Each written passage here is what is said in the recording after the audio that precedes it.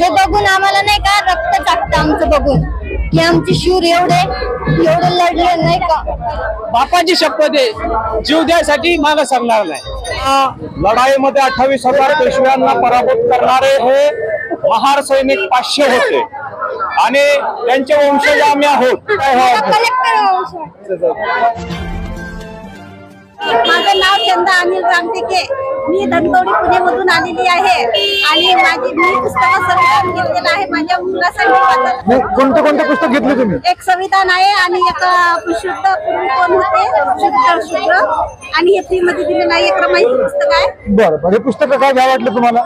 माझ्या मुलाला वाचावं वाटते म्हणून मी घेतले, त्याला वाचण्याची आवड आहे म्हणून। बरं, काय तुमच्या मुलाकडून काय अपेक्षा आहे तुम्हाला? मुलगा काय व्हावं असं वाटतं तुम्हाला?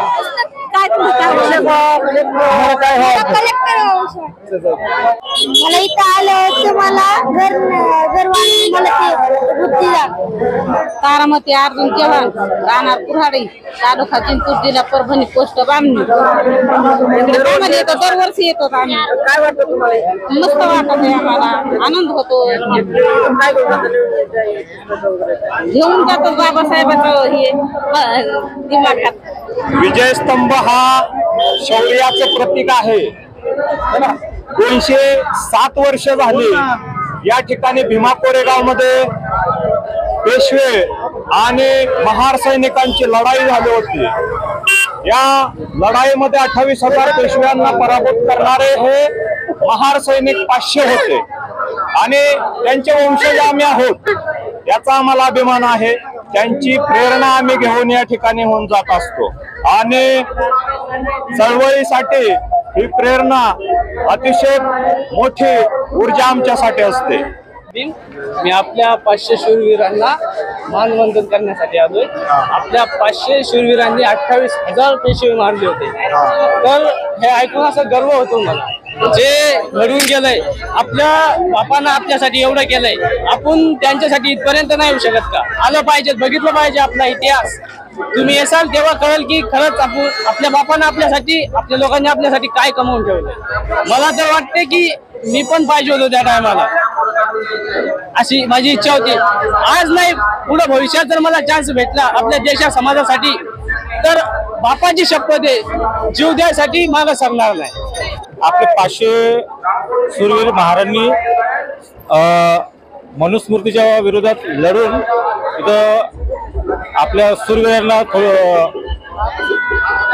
पुढच्या पिढीला काहीतरी शिकायला जागृत व्हायला मार्ग दिले। लहान मुलं घेऊन आला, त्या मुलांना काय आदेश द्यायला, काय सांगायला? आज आम्ही आलोय म्हणजे आम्हाला पण जे आपल्याला आपल्या शूरवीरांबद्दल वाटते, उद्या त्यांच्या पण मनात ती जागृती निर्माण व्हावी यासाठी आम्ही पोरांना पण सांगतोय की हे बघा आपल्या पूर्वजांनी काय केलंय, यासाठी म्हणून आम्ही पोरांना पण थोडं मार्गदर्शन भेटेल यासाठी पोरांना पण। काय सांगताल तुम्ही? 2 ताने लेकरं घेऊन तुम्ही या ठिकाणी आलेला,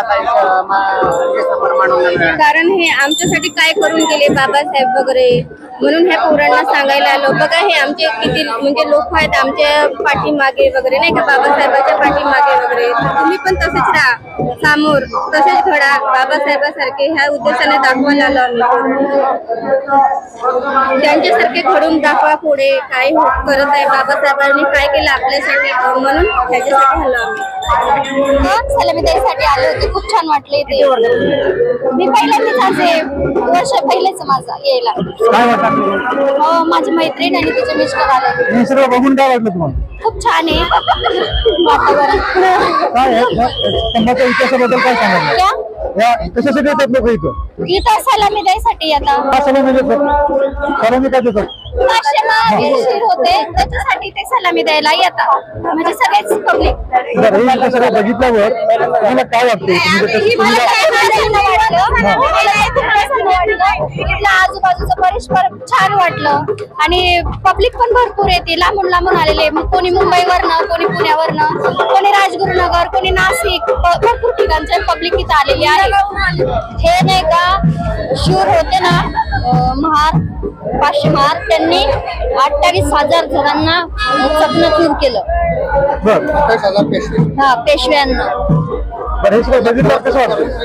हे बघून आम्हाला नाही का रक्त चाकतं आमचं बघून की आमचे शूर एवढे लढले नाही का, एवढं त्यांचं रक्त वाहिलं. संभाजी महाराजांचा बदला त्यांनी घेतला.